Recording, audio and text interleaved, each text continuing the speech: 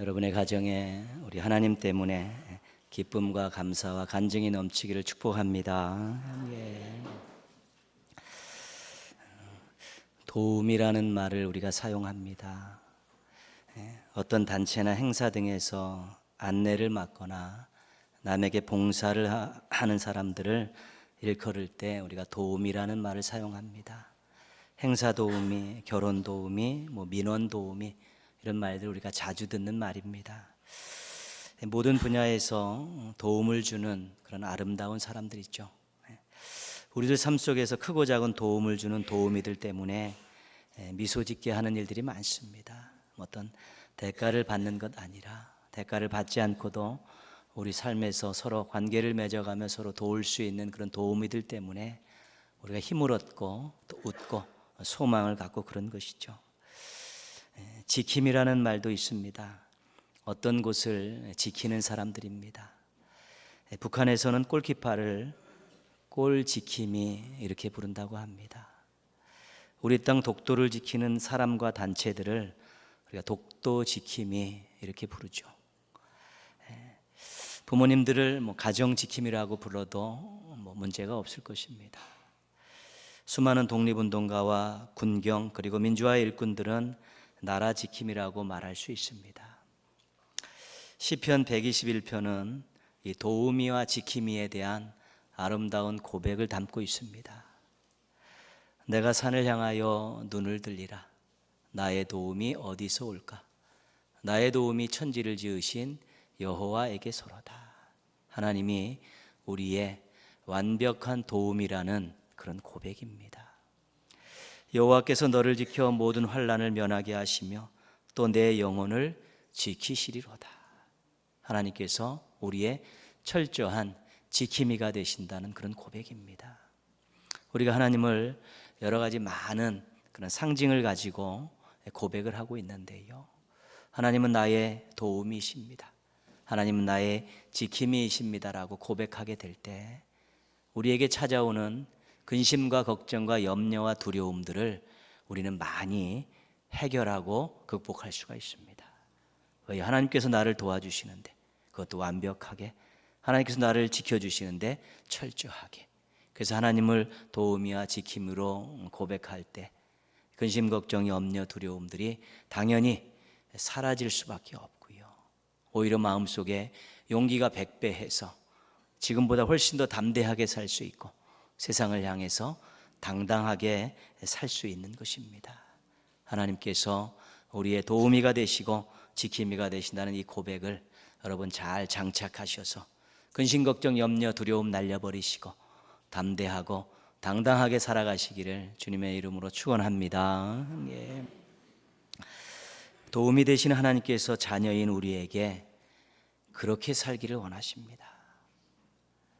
하나님께서 구원받은 우리들에게 주신 그 말씀, 특별히 삶 가운데서 우리가 꼭 지키기를 원하신 말씀이 집약되어 있는 것이 바로 내 이웃을 사랑하라는 것입니다.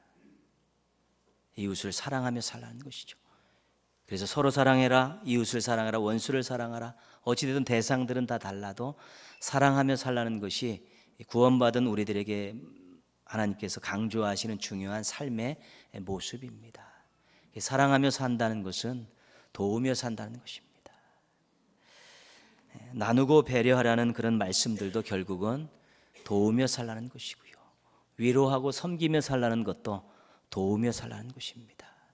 그래서 우리가 삶의 도우미에 대한 이 관심을 가지고 이걸 실천하게 된다면 하나님의 마음을 이해할 수 있고 하나님의 모습을 사람들에게 보여줄 수 있는 것입니다.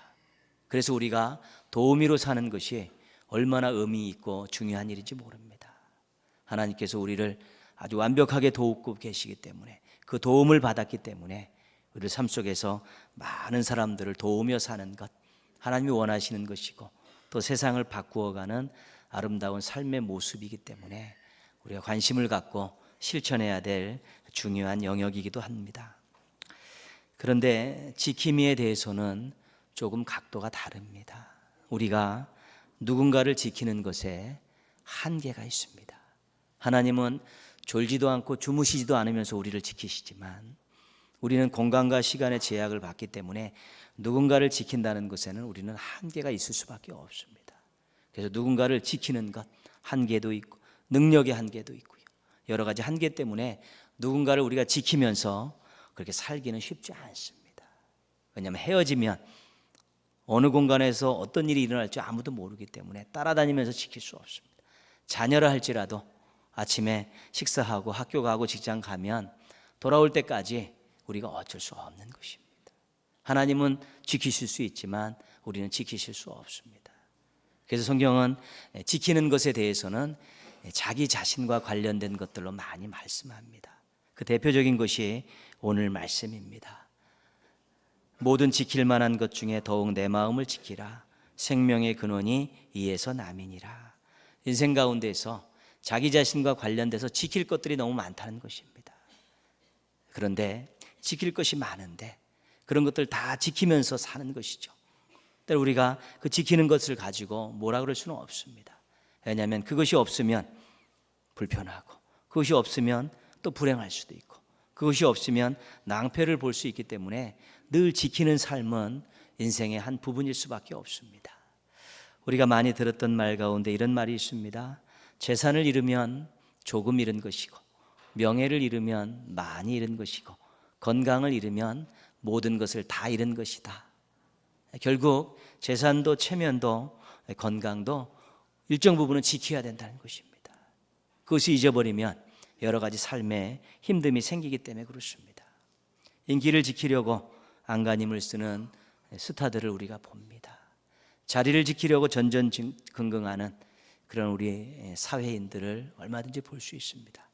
그것을 잊어버리면, 그것을 지키지 못하면 삶에 어려움이 있고 낭패가 있고 또 가정을 이끌어가는 데도 어려움이 있고 아름다운 행복한 인생을 만들어가는 데 문제가 있기 때문에 막 지키려는 것은 당연하지요. 우리의 많은 기도 제목 가운데 기도 제목, 중보 기도 제목 쭉 보시면요, 건강에 대한 기도 제목이 굉장히 많습니다. 그리고 생업과 관련된 기도 제목도 굉장히 많습니다. 왜냐하면 건강과 재산은 꼭 우리 삶에 필요한 것이기 때문에 그렇습니다. 실질적으로 건강을 잃어보면 정말 신앙생활도 어렵고요, 정상적인 삶을 살기 어렵기 때문에 건강을 지키는 것이 얼마나 중요한지 모릅니다. 그리고 우리가 가졌던 어떤 재산과 관계된, 물질과 관계된 것들도 일정 부분 노력하고 땀 흘려 얻은 것들도 지키는 그런 모습들도 필요한 것입니다. 없으면 불편하고 어렵고 궁핍하고 때로는 수치를 당하기 때문에 그렇습니다. 지키는 것 인정한다는 것입니다. 그렇게 지켜야지 또 삶을 잘 살 수 있고 또 신앙생활도 잘할 수 있고 사명도 감당할 수 있기 때문에 그렇습니다. 그런데 지킬 수 있는 그런 많은 것 중에서 또 중요한 것 한 가지 있는데 그것 꼭 지켰으면 좋겠다. 그것이 오늘 말씀을 하시는 하나님의 마음입니다. 그것은 바로 뭐냐면 마음입니다. 오늘 말씀을 통해 하나님께서는 마음을 지키라고 아주 강력하게 말씀하고 계십니다. 이 말씀이 얼마나 중요한가를 그 다음 말씀에서 우리가 찾을 수 있습니다. 그 다음 말씀이 무엇인가 하면 생명의 근원이 이에서 남이니라. 그러니까 마음과 생명을 연관시켜 놓고 있다는 것이죠. 여러분, 생명보다 중요한 것이 어디 있습니까? 생명 중요한 것이죠. 그런데 그 생명과 이 마음 지키는 것과를 연관시키고 있다는 것입니다. 그래서 마음 지키는 것이 그만큼 중요하다는 것을 강조하고 있습니다. 왜 마음 지키는 것이 중요합니까? 왜 이 마음 지키는 것이 생명과 연관이 있습니까? 그것은 마음이 신앙의 자리이기 때문에 그렇습니다. 로마서 10장 10절입니다. 사람이 마음으로 믿어 의에 이르고 입으로 시인하여 구원에 이르느니라. 이 우리의 마음이 예수 그리스도를 구주로 모시는 자리이고 하나님을 창조주로 고백하는 자리가 이 마음이라는 것이죠. 신앙의 자리, 믿음의 자리입니다. 마음이 좁아져 버리면 주님을 모실 공간이 없습니다. 마음이 부패하면 거룩하신 우리 주님께서 거하실 수 없습니다. 마음의 대부분을 자기 자신이 차지하고 있으면 우리 주님께서 밀려날 수밖에 없는 것입니다. 그래서 이 마음이 주님이 외면당하고 문전박대당하고 더러워서 거하실 수 없는 그 마음이 바로 잃어버린 마음이라는 것입니다. 그 마음 가지고는 절대로 생명의 주인이신 예수님과 깊은 교제와 관계를 맺을 수 없기 때문에, 그런 마음 가지고는 소망도 없고 만족이 없기 때문에 그 마음이 좁아지지 않도록, 부패하지 않도록, 자기 자신이 다 틀어앉아서 중심을 차지할 수 있는 그런 마음이 되지 않도록 마음을 잘 지키라고 말씀하고 있습니다. 주님이 주인 되시 않는 마음을 가지고 있으면 그것은 구원에서 멀어질 수밖에 없습니다. 주님이 거하시지 않는 마음 가지고는 주님의 것을 공급받을 수 있는 길은 없는 것입니다. 주님이 거하실 수 있는 깨끗하고 넓고 가운데가 비어있는 그런 마음들을 준비하게 될 때 우리 주님께서 그 마음 속에서 우리의 모든 것들을 주관하시면서 놀라운 역사를 이루시는 것입니다. 근데 좁아진 마음, 더러운 마음, 자기가 다 차지하고 있는 그런 마음 가지고는 절대로 신앙생활 제대로 할 수 없고, 절대로 충만하게 살 수 없고, 행복한 삶을 살아갈 수 없기 때문에 마음을 지키라.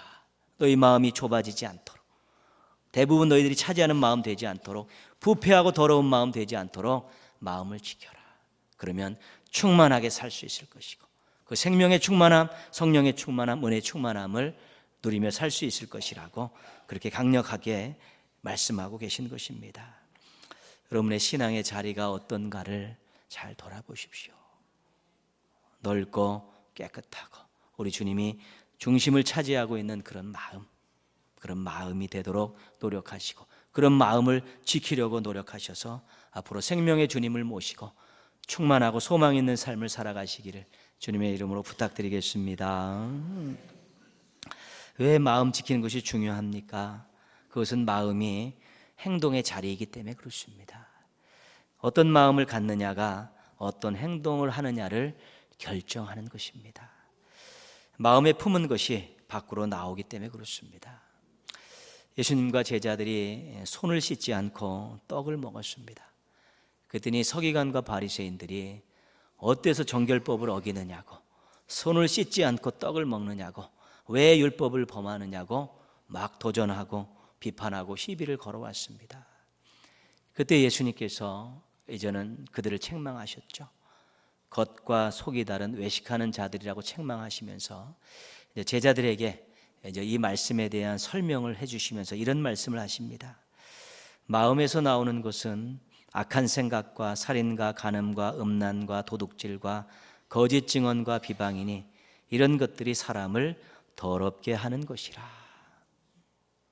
손을 씻지 않고 먹은 음식물이 사람을 더럽게 하는 것이 아니라 부패한 마음, 더러운 마음 속에서 나오는 그 모든 것들이 사람들을 죄를 짓게 만든다는 것입니다. 바리새인들은 손을 씻지 않고 떡을 먹은 것 가지고 너희들 더러운 인간이라고, 죄를 범했다고, 정결하지 않다고 비판했는데, 예수님께서는 그게 아니라 마음속에서 나오는 그것들이 전부 행동으로 연결되기 때문에 다 죄를 짓고 악한 것들을 하기 때문에 그것이 더러운 것이니까 마음을 잘 지켜야 된다라고 예수님께서 그렇게 제자들에게 말씀하신 것입니다. 여기가 더러우면 그것이 우리의 입 밖으로, 우리의 생각을 통해서 행동으로 나오기 때문에 그렇습니다. 그때 마음을 잘 지켜야 된다는 것이 예수님의 말씀이고 예수님의 의중입니다. 또 마음을 지키는 것에 대해서 힌트를 주셨던 예수님의 말씀이 금주의 요절 말씀인 마태복음 19장 14절입니다. 금주의 요절 말씀 주부에 나와 있는데요, 예수께서 이르시되 어린아이들을 용납하고 내게 오는 것을 금하지 말라. 천국이 이런 사람의 것이니라. 부모들이 예수님께 자녀들을 데리고 옵니다. 안수하고 기도하고 축복해 달라는 것입니다. 제자들이 제지합니다. 바쁘신데 어린 것들이 그러면서 제지를 할 때 예수님께서 제자들을 꾸짖으시면서 어린아이들 오는 것 말리지 마라. 나는 환영한다. 그러면서 뒤에다 무슨 말씀을 붙였냐면 천국이 이런 사람의 것이니라.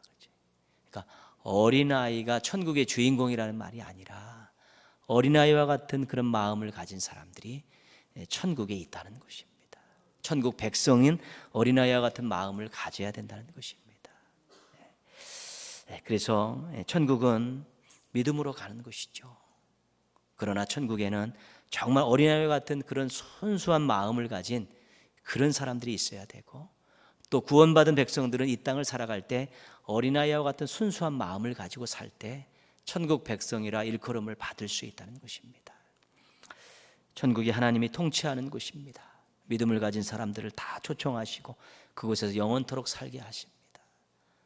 그런데 그런 사람들은 이 땅을 살아가면서 정말 행동의 자리인 마음을 잘 관리해서 이 마음의 순수함을 잃어버리지 않도록 조심해야 된다는 것입니다. 그래서 어린아이와 천국을 연결시키고 있는 것입니다. 어린아이와 관계된, 마음과 관계된 일은 여러 가지입니다. 희망의 씨앗을 파는 가게라는 책에 나오는 어린아이 이야기 한 편을 소개해 드리겠습니다. 한 소년이 자전거를 가지고 있는 아저씨에게 다가옵니다.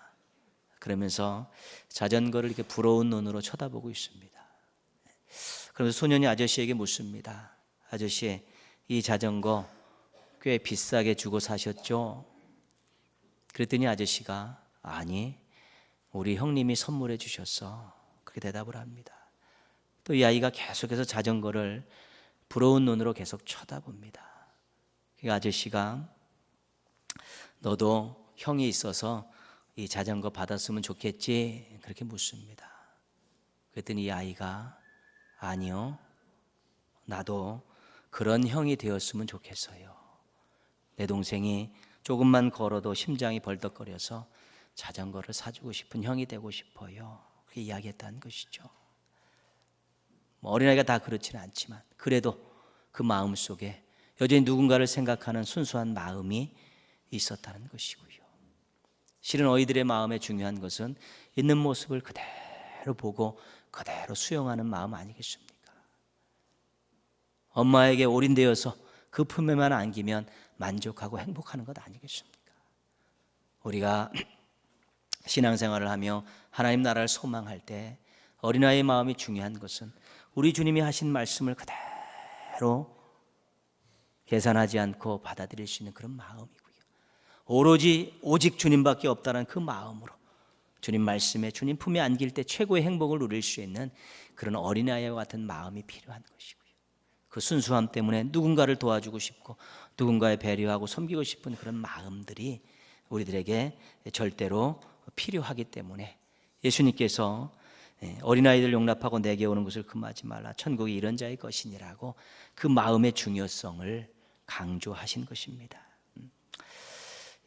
어린아이들의 그런 순수한 그 마음이 우리들에게도 언젠가는 있었을 것입니다.